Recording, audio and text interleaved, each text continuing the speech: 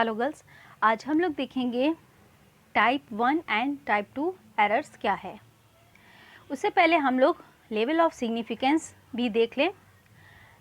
Level of significance जिसे हम alpha से डिनोट करते हैं, this is a very important concept involve in the context of hypothesis testing, है ना। जैसे भी हमने इससे पहले भी आप लोग को बताया था, एक टेबल भेजा था, उसमें हम लोग लेवल ऑफ सिग्निफिकेंस चेक करते हैं, उसमें 0.05% अल्फ़ा था।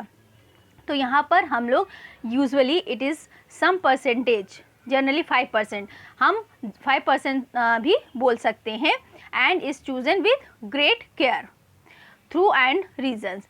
This alpha value will depend on how much risk is involve in rejecting a true hypothesis. ये अल्फ़ा क्या आपको बता रहा है, क्या किस पे डिपेंड कर रहा है कि रिस्क कितना इन्वॉल्व है कि हम लोग नल हाइपोथेसिस को रिजेक्टिंग अ ट्रू हाइपोथेसिस, है ना, हम लोग ट्रू हाइपोथेसिस को रिजेक्ट कर रहे हैं, तो उसका कितना रिस्क है, ये हमें सिग्निफिकेंस बताता है, लेवल ऑफ सिग्निफिकेंस बताता है। अब हम लोग देखते हैं कि टाइप 1 एंड टाइप 2 एरर्स क्या है। State above the null hypothesis may be rejected or may not be rejected depending on the data collection, है ना।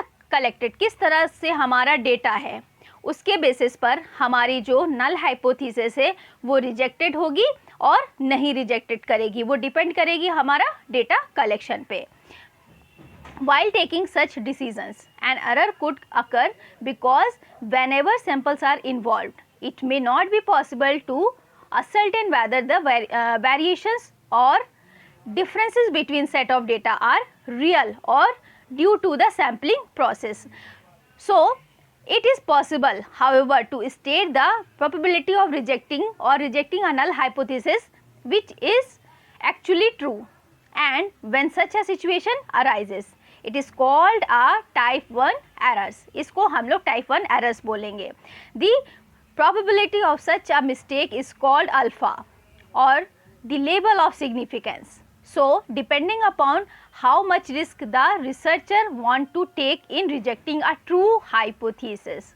So, the most common level और जो most common level होगा वो होगा 0.05 and 0.01 corresponding to confidence coefficients or 95% and 99%, 95% and 99%.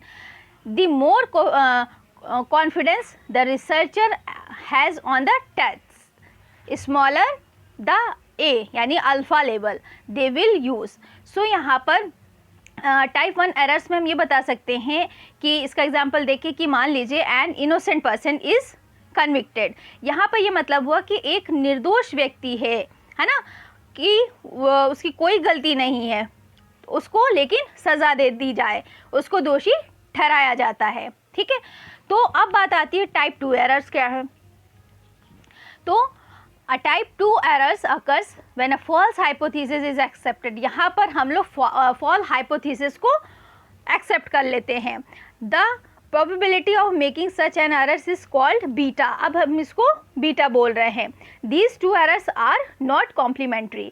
So it is possible to control type 1 errors by just fixing it is at a lower level.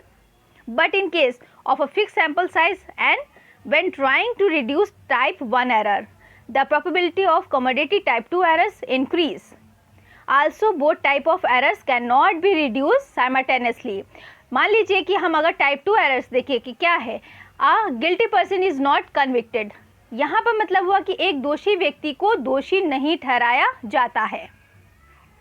So also both types of errors cannot be reduced simultaneously. So researchers try to opt for a trade-off between these two errors.